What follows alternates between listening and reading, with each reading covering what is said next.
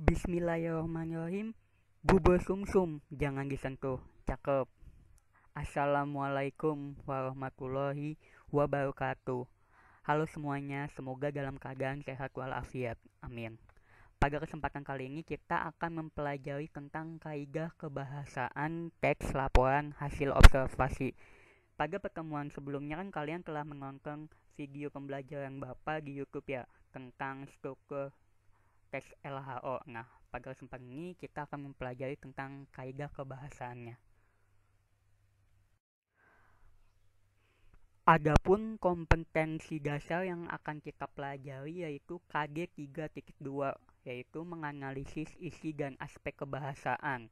Lalu KG 4.2 yaitu mengonstruksi teks laporan hasil observasi dengan tujuan pembelajaran yakni setelah melalui proses pembelajaran kalian mampu pertama menganalisis isi dan aspek kebahasaan. Lalu yang kedua yaitu mengonstruksi teks laporan hasil observasi. Jadi kalian diharapkan mampu untuk mengenal struktur dan aspek kebahasaan. Tapi pada pembelajaran kali ini tentunya akan lebih mengenal secara mendalam tentang kebahasaan. Kebahasaan teks laporan hasil observasi. Mungkin kalian bertanya-tanya, apa sih Pak kebahasaan itu? Jadi, kebahasaan adalah hal yang berkenaan dengan bahasa yang menyusun suatu teks atau tulisan. Nah, di dalam teks laporan hasil observasi, tentunya disusun atas kaidah kebahasaan di dalamnya. Di sini ada 5 kaidah kebahasaan dalam teks laporan hasil observasi. Yang pertama ialah menggunakan kalimat definisi. Yang kedua, menggunakan konjungsi atau kata sambung. Yang ketiga, menggunakan sinonim atau antonim. Yang keempat, menggunakan kalimat simpleks atau kalimat tunggal dan kalimat kompleks atau kalimat jamak. Dan yang kelima ialah menggunakan data atau angka. Untuk lebih jelasnya akan Bapak jelaskan di salin dia selanjutnya. Yang pertama yaitu menggunakan kalimat definisi atau adalah, ialah, merupakan. Jadi kalimat definisi adalah kalimat yang biasanya ada di awal paragraf. Nah, biasanya menggunakan kata-kata adalah, ialah, merupakan yang menunjukkan untuk definisi suatu benda atau suatu objek. Contohnya, buah semangka adalah buah yang sangat populer di Indonesia. Kan di sini ada kata adalah. Jadi kalimat ini telah menggunakan kalimat definisi dengan adanya kata adalah.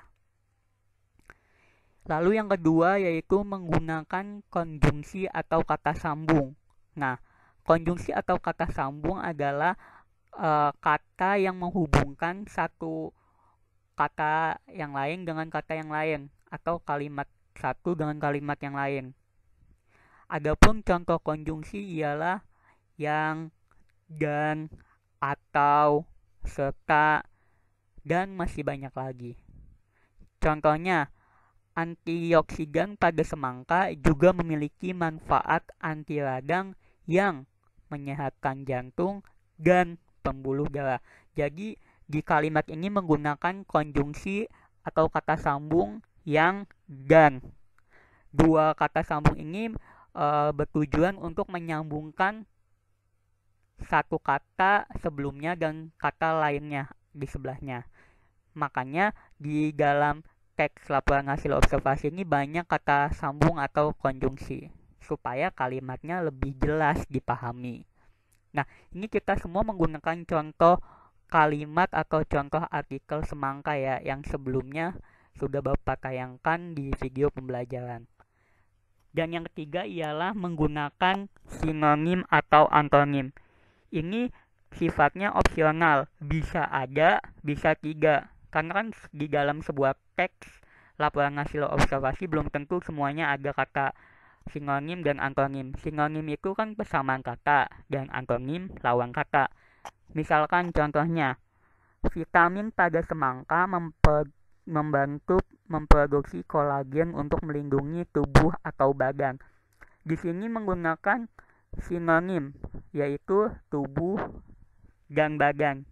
Jadi dua kata ini merujuk satu tubuh atau satu badan gitu. Maksudnya seperti itu. Dan di sini juga menggunakan konjungsi atau. Jadi pilihan bisa tubuh, bisa badan. Tapi maknanya sama. Selanjutnya yang keempat yaitu menggunakan kalimat simpleks dan kalimat kompleks. Apa sih itu kalimat simpleks dan apa itu kalimat kompleks? Jadi kalimat simpleks adalah kalimat tunggal yang hanya terdiri atas satu verba atau satu kata kerja. Jadi hanya satu kata kuncinya itu. Nah, contohnya, seseorang apabila mengonsumsi semangka secukupnya tubuh sehat. Maksudnya ialah kan di sini ada kata mengonsumsi. Nah, itu adalah kata kerja atau kata verba dan di dalam kalimat ini hanya ada satu kata kerja yaitu mengonsumsi. Kata kerja atau verba ditandai dengan imbuhan me. Ini kan contohnya mengonsumsi dengan kata dasar konsumsi dikasih imbuhan me menjadi mengonsumsi. Nah, itu salah satu kata kunci dari satu verba atau kata kerja. Lalu, kalimat kompleks adalah kalimat yang terdiri atas dua atau lebih kata kerja atau verba. Jadi, di dalam kalimat kompleks ini lebih banyak kalimat tunggalnya, lebih dari satu. Boleh dua, boleh tiga, dan dia digabung menjadi satu kalimat. Jadi sebetulnya di dalam satu kalimat itu ada dua kata kerja atau ada tiga kata kerja. Contohnya, semangka membantu kita menjadi kenyang serta dapat mengisi kebutuhan cairan dalam tubuh. Di sini kan ada dua kalimat kata kerja yaitu membantu dan mengisi. Ingat kata kunci verba ialah ditandai dengan imbuhan me. Di sini ada membantu dan mengisi. Jadi dia bekerja untuk membantu atau proses bantu dan mengisi atau proses mengisi. Dan di sini cuman hanya dalam satu kalimat. Nah, makanya di kalimat kompleks itu dalam satu kalimat ada dua atau tiga atau lebih kata kerja. Seperti itu. Yang terakhir atau yang kelima ialah menggunakan data atau angka. Nah, data-data ini biasanya menunjukkan angka. Yang namanya laporan hasil observasi kan sifatnya fakta ya, bukan suatu hoax atau bohong. Makanya ditandai dengan kebahasaan berupa data atau angka yang menunjukkan kevalidan atau keaslian suatu berita atau teks tersebut. Contohnya, dengan kandungan air 92%, semangka membantu kita kenyang lebih lama. Kandungan kalorinya pun rendah, hanya 42 kalori per mangkuk sehingga tidak membuat gemuk. Nah, pada dua kalimat ini ada dua data atau angka, yaitu 92% dan 42 kalori. Jadi sebagian besar teks laporan hasil observasi itu sudah dipastikan ada angka. Kalau nggak ada angka, bisa dengan hal-hal yang sifatnya valid untuk menunjukkan ini betul loh, tidak bohong, seperti itu. Itulah 5 kebahasaan dalam teks laporan hasil observasi. Semoga kalian lebih paham lagi dan lebih mengerti tentang kebahasaan teks LHO. Supaya kalian lebih paham lagi, ini ada tugas pada pertemuan kali ini yang wajib kalian kerjakan. Jadi pertama itu instruksinya, kalian baca dulu teks sampah ini. Ada 4 paragraf ya, 1, 2, 3, dan 4. Kalian pahami. Setelah kalian pahami, kalian kerjakan tugasnya pada salin dia selanjutnya.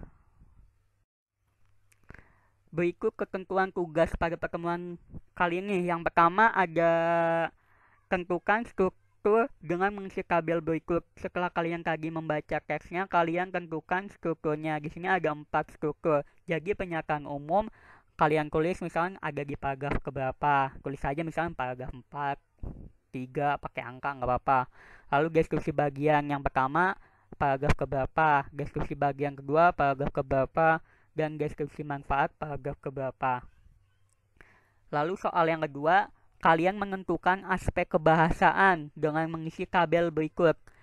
Di sini ada 5 ya. Misalkan kalimat definisi, bukti kalimatnya kalian tulis tuh satu kalimat. Itu misalkan yang menunjukkan kalimat definisi ada di kalimat keberapa. Misalkan tadi ya, semangka adalah bla bla bla. Nah, adalahnya itu di garis bawahi atau definisinya. Yang kedua juga konjungsi atau kata sambung. Yang mengandung konjungsi kalian tulis tuh satu kalimat aja. Kalau misalkan kalian nemu 2 kalimat atau lebih itu boleh. Teksnya yang tadi ya, yang sampah. Terus konjungsinya di garis bawahi. Yang sinonim antonim juga, kalau misalkan kalian nggak menemukan atau tidak menemukan sinonim atau antonim, nggak usah diisi. Tapi bapak pastikan ada sinonim atau antonim, walaupun cuma satu, itu ada di teks tersebut. Lalu yang keempat, kalimat simpleks. Kalian tulis satu kalimat yang mengandung kata kerja atau kata verba. Tadi contohnya yang mengandung me ya, yang depannya ada imbuhan me, itu di garis bawahi. Tapi kalian tulis satu kalimatnya. Dan yang terakhir, yang kelima, yaitu tunjukkan data atau angka. Jadi dalam satu kalimat itu yang ada angkanya kalian tulis, lalu angkanya di garis bawahi. Semuanya kalian tulis di buku tulis tugas bahasa Indonesia. Ketentuannya ada di salin dia selanjutnya. Oke. Ketentuan tugas yaitu yang pertama, tugas ditulis tangan pada buku tugas bahasa Indonesia. Jadi kalian tulis tangan ya, supaya tulisan kalian menjadi telaki lebih bagus lagi dan lebih baik. Amin. Yang kedua, tulis menggunakan tabel agar rapi. Nah, kalian ikuti yang tadi contohnya ya, ditabelin gitu supaya nggak acak-acakan. Lalu yang ketiga, tugas difoto dan diupload ke Classroom Bahasa Indonesia. Ini seperti tugas sebelumnya ya, kalian foto lalu kalian upload. Jangan salah foto tugas yang lain ya. Lalu yang keempat, nah, maksimal batas pengumpulan hingga pertemuan minggu depan atau Selasa 18 Agustus. Kan 17-nya libur tuh ya. Nah, ini kita kumpulin pada pertemuan bahasa Indonesia selanjutnya, yaitu 18 Agustus atau Selasa depan. Tapi mengumpulkan lebih cepat nilainya akan berbeda dengan yang mengumpulkan terlambat, apalagi yang tidak mengumpulkan. Ini supaya menambah nilai kalian. Dan yang kelima, jika ada pertanyaan, kalian bisa hubungi saya melalui WA. Kalau misalkan kalian malu nanya di grup kelas ya. Semangat dan semoga berkah. Amin. Dan perlu diingat, pada pertemuan Selasa depan kita akan ulangan harian pertama bahasa Indonesia. Nah, materinya itu yang telah kita pelajari tentang struktur dan kebahasaan teks laporan hasil observasi.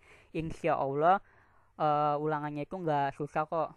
Yang penting kalian paham tentang struktur dan kebahasaan. Jadi jangan lupa belajar ya. Insya Allah kalian bisa. Sebelum saya tutup atau sebelum Bapak tutup ada pantun nih. Ada Gilan, ada Allah kasih. Cukup sekian dan terima kasih. Wassalamualaikum warahmatullahi wabarakatuh.